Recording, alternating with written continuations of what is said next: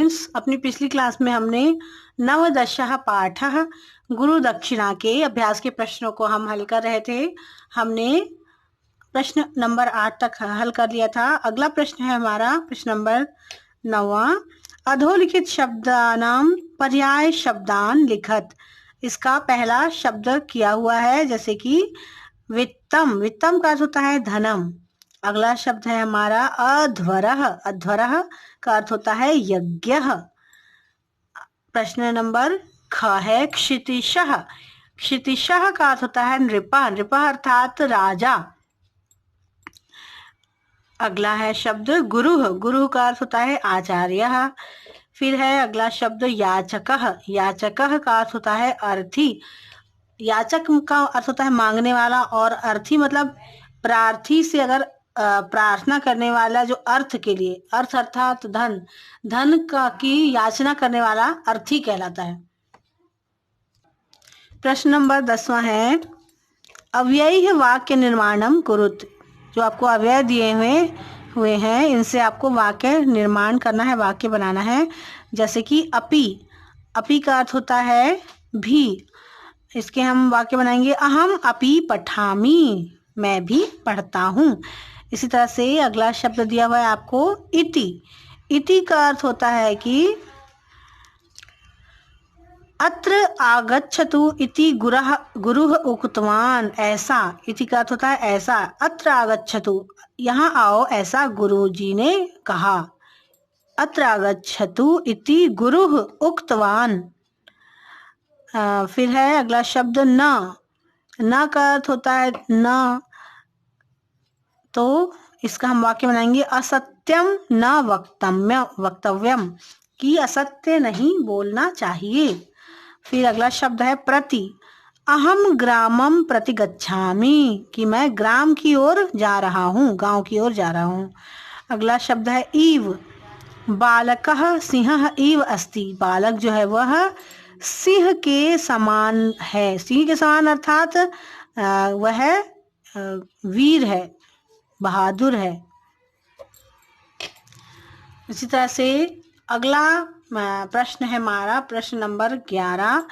प्रदत्त श्लोकान्वयस्य पूर्ति कुरुत। जो आपको श्लोक दिया हुआ है, उसके अन्वय को पूर्ण करना है आपको।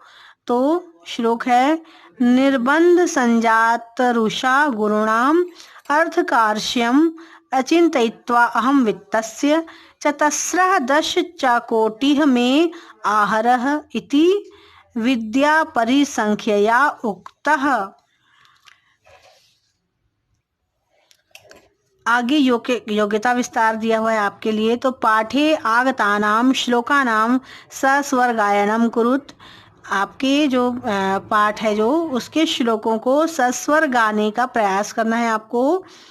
फिर है रघु अन्यान आदर्श गुणान अन्विष्य लिखत। जो राजा रघु है, उसके अन्य आदर्श जो गुण है, उसके अच्छे गुण हैं, उनको भी आपको अलग से लिखना है। जो राजा रघु के जो गुण थे, अच्छे गुण, उनको आपको विस्तार पूर्वक लिखना है। तो ये आपका ये वाला जो चैप्टर है वह पूर्ण हुआ। अगले चैप्टर का हम कुछ अंश आज हम देख लेते हैं। हेलो स्टूडेंट्स, आपका विंशः पाठ है, हम थोड़ा सा इसके बारे में बता दे रहे हैं। संस्कृत साहित्ये पत्र लेखन परंपरा पूर्व कालाद्य प्रभृति सशक्ता संवर्धमाना च विद्यते। पत्र माध्यमेनैव स्वीयान् मनोगतान् हार्द भावान् प्रकटयति पत्र प्रेषकः। मुख्यान् विषयानत्र संक्षेपीकृत्य प्रस्तुयते। विषयानुरूपमेव उपक्रमोपसंहारो विलिख्यते। प्रस्तुते अस्मिन् पत्रे विदिशायाः सांस्कृतिकम् ऐतिहासिकश्च वैशिष्ट्यं वर्णितम् अस्ति। तो ये जो पाठ है आपका विदिशा, संस्कृत साहित्य में पत्र लेखन की जो परंपरा है वह है पूर्व अर्थात प्राचीन काल से चली आ रही है, और ये लगातार जो है वो संवर्धित मतलब उसका विकास होता आ रहा है। पत्र के माध्यम से हम अपने मन के भावों को, हृदय के भावों को प्रकट करते हैं और जिसको भी पत्र लिखते हैं उसके लिए अपने मनोभावों को प्रकट करते हैं। मुख्य जो विषय है उसको संक्षेप में प्रस्तुत करने की कला ही पत्र लेखन की कला कहलाती है और विषय के अनुरूप ही हम उपसंहार आदि लिखते हैं।